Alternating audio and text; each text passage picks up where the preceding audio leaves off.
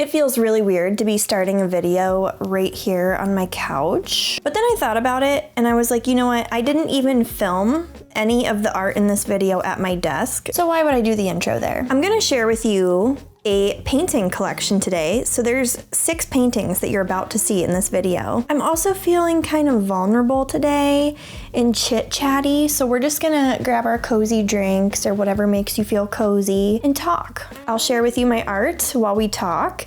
And the topic that I am feeling today is mistakes that I have made as an artist. And I don't want to share this as like a woe is me, oh I have so many regrets kind of thing. I want to frame this in a way that is like, these are things I recognize I could have done differently, and this is how I learned from it. This is where I'm at now. And I'm hoping that this is helpful for those of you who are creatives and you see somebody else's story, whether it looks like yours or not, and how can that help you, or what insight can that give you, or just what value can it give you. So yeah, I want to share some of those things and share with you my new painting collection.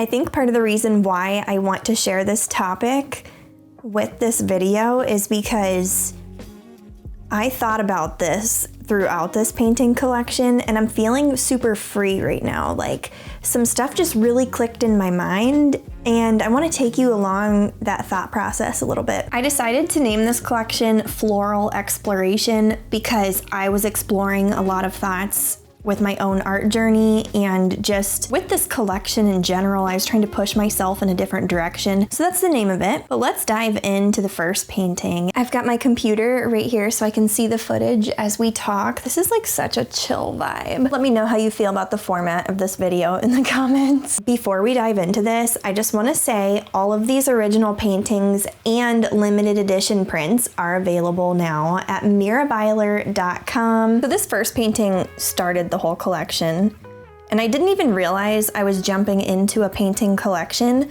but I had some thoughts on my mind that I wanted to take this quinacridone magenta color and completely tone my canvas like usual. I don't always do this color, but I was really feeling it this time because I wanted to be bold. And that thought kind of led me to reflecting on my past art self and some of the things that I wish I maybe would have done differently had I had more courage or just been in a different spot, you know? I think as we age and as we grow and as we change, we can always look back at our lives at things we wish we would have done differently. And the beauty in that is that we can learn things from it and implement those in the now. With this painting collection, I wanted to be bold and play with color and paint places I've always wanted to go, or places in my mind that just had some whimsy. And one of the things I really pushed myself with this was to lean on my own judgment as an artist, which was cool. It was really cool because as an artist, I feel like one of my biggest mistakes and struggles over the years has kind of been to like try to make what I think other people want. And I did that a lot more in like 2009 to 2013, 2015 era. That was kind of the time that I really struggled with that. And I felt like those were such developmental years for me as an artist that now when I look back, I'm like, man, I wish I would have just done that differently and done more of what I wanted to do instead of putting so many years into what I thought other people wanted me to do, because the reality of that is it really shaped my art journey. And so with this collection, I had reference photos, and some of those were from royalty-free photo sites and stuff. But then I added my own imagination to these scenes. I changed a lot of things. I used some bold colors and some gestural brushstrokes. Like this painting here that you're seeing, I purposely let that pink really leak through. I wanted to be sloppy, I wanted to be playful, and it really changed how this painting came out. Especially with some of my previous paintings, I was a little bit more tighter. And so I'm messing with this technique, and I'm also just kind of reflecting on my past art self and realizing sometimes I think I used to be too scared to lean on my own judgment. I know that's probably an interesting mistake to say, but I think in a lot of my life I've struggled with like trying to make everybody else happy around me. And I've really kind of broken out of that over the years and learned to just trust myself a little bit better. And it's leaking into my art journey a lot more too. Over the past few years, I've started doing a lot more landscapes and stuff. And it's been really good and liberating because I used to focus a lot on portraits. So I'm really enjoying that. This painting was nice too because I tried to embrace letting things be. My past self would have definitely overworked certain areas and then I would have lost the stylistic approach I was going for out of fear of it like not being done enough. But this time I decided, you know what? I'm gonna trust my gut and I'm just gonna like step back and let it be. And I was really happy with how that went because I had to sit with a lot of tension to let that work. And I think sitting with tension as an artist is something I'm learning to accept too. All that to say, one of my mistakes as an artist has been to do a lot of what I thought other people wanted from me. And over the years, I've strayed away from that quite a bit. And I'm finding myself more as an artist. And it's been a really beautiful journey.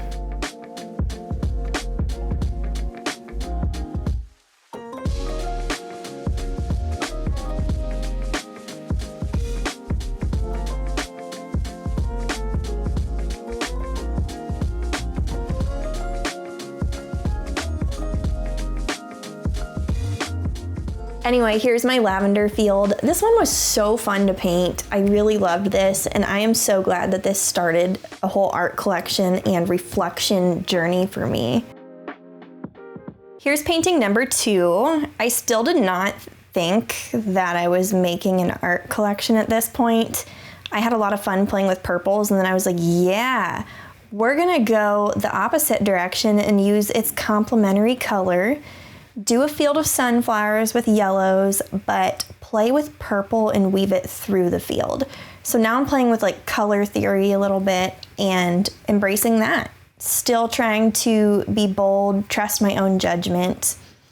So another mistake I think I made over the years was saying yes to a lot of things that I wasn't really passionate about or like didn't want to do. But again, I thought it would make other people happy if I just said yes to every request and stuff. And I stepped away from that a couple years ago. I was like, you know what? I don't really need to take commissions that often. I don't enjoy them. Every now and then I will get a commission proposal and I will accept it because I'm like, that is exactly what I want to do. So of course I will do this. But nowadays I try to give things my best yes and just say no when I don't want to do something. And it makes me want to create more because I'm taking on projects that I feel more passionate about. So I wish I had learned that sooner, just to say no, and people won't take it like super personally.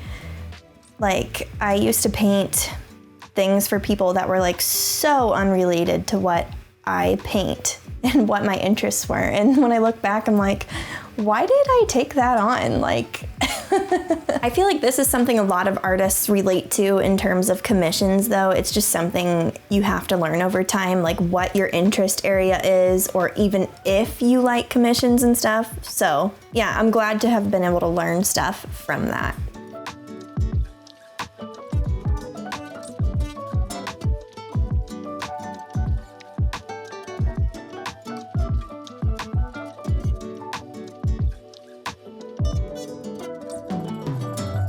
Anyway, here's my sunflower field. I hope you like it.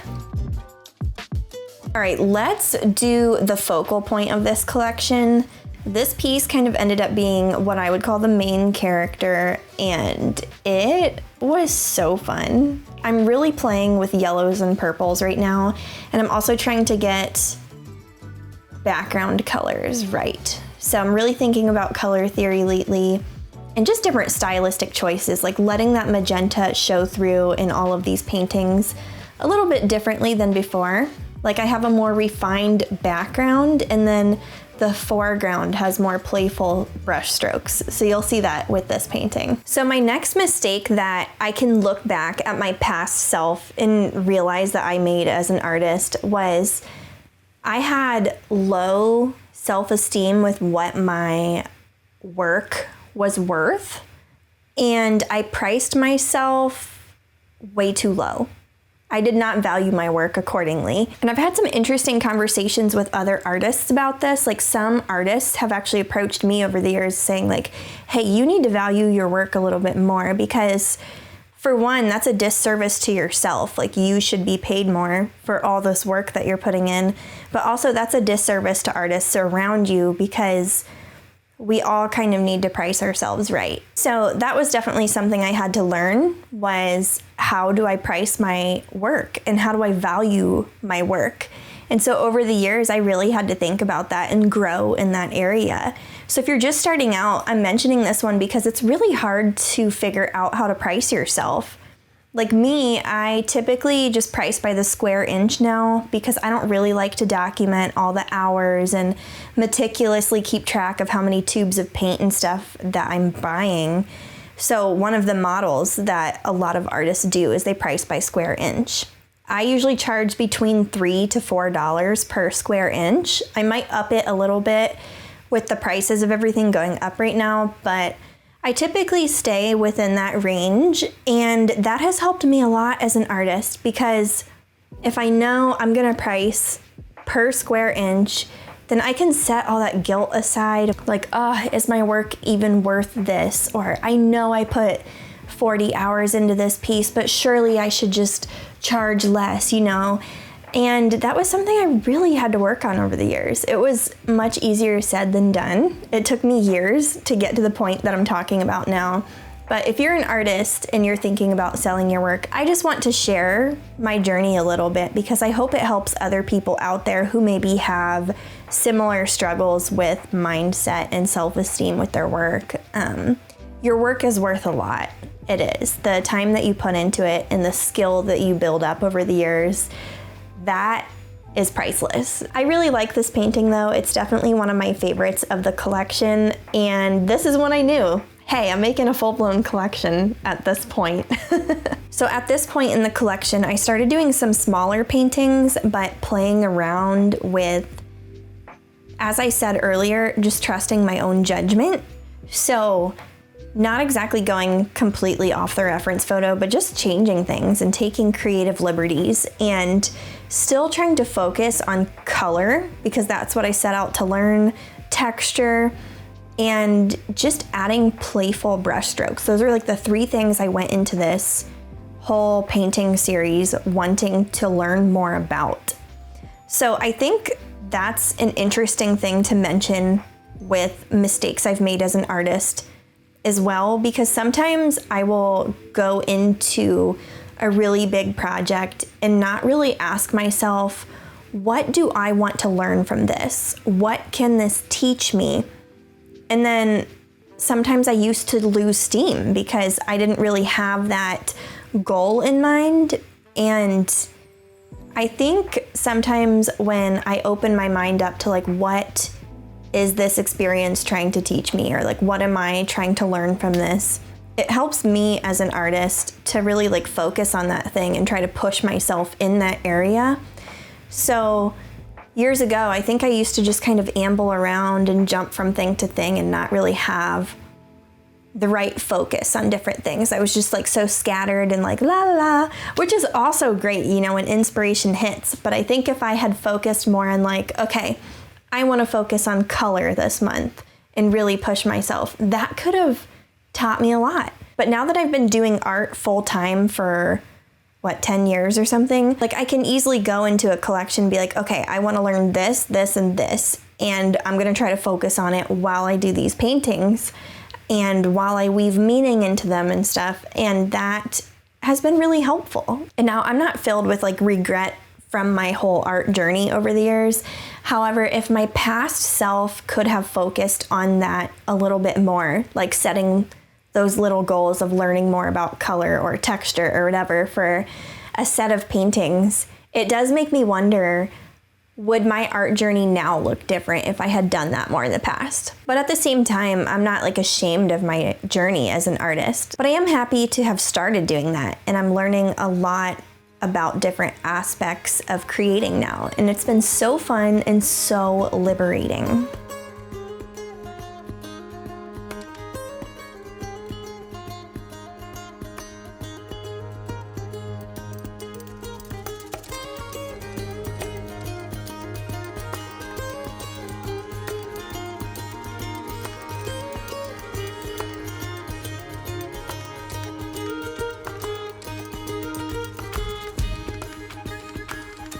So another mistake that I made during my art journey, and I hope this one really hits home for a lot of people who are just starting out, is when you create, you are opening your work up for criticism. And that's a beautiful thing because it can help you improve. However, another beautiful thing is you don't have to take all of that criticism. There's gonna be some criticism that is more centered around like that person's style and that person's preferences, and maybe they would have hoped to have seen that from you, but your interests and your focus might be elsewhere, and that's okay. Like, you don't have to take all of the criticism that you get.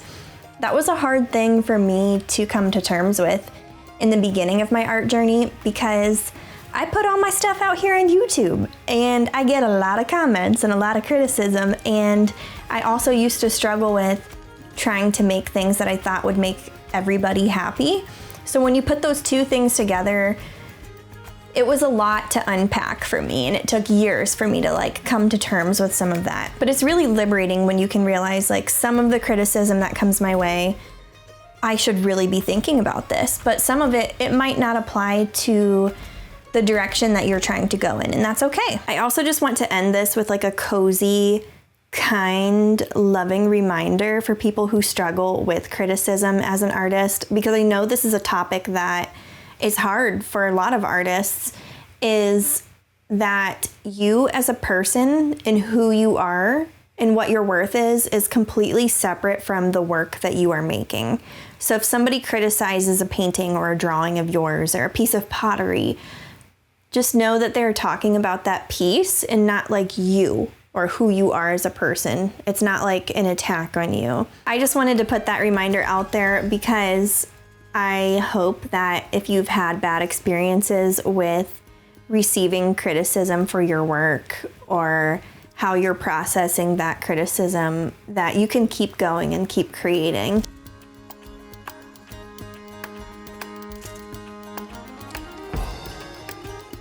So another mistake that I made early on was not really having my why figured out. Why do I create? And I was so focused on how the end piece looked that sometimes I would just get like stressed out and not want to make things for a really long time, until I learned to appreciate the process, to do art for the process, and now I have so much joy in creating. Anyway, these are just some of the mistakes I've made over the years and I've had to learn from and reflect on. And I am so glad that I've had the opportunity to really think about these things. And I wanted to talk about this because with this collection as a whole, I focused again on texture, playful brush strokes while letting some of that magenta shine through, especially in the foreground, and I focused on learning more about color. I did this with the focal point of florals, and some of these images honestly didn't even have like florals in the foreground. I just added them myself and leaned on trusting myself as an artist with this. And because I had to really trust myself with doing some of those alterations, it really made me reflect on like, wow, my journey as an artist looked so different back then, and so much has changed over time. And those changes every day are just so gradual. But if you stick with it, if you keep creating, you can learn so much from it. So anyway, I just wanted to share that. I hope it's helpful for anybody out there. This collection was more of like a reflection of like where I was as an artist and how I've changed as a person and an artist over the years. And I'm so thankful for change. I really am. So thank you for hanging out and just listening to me chat.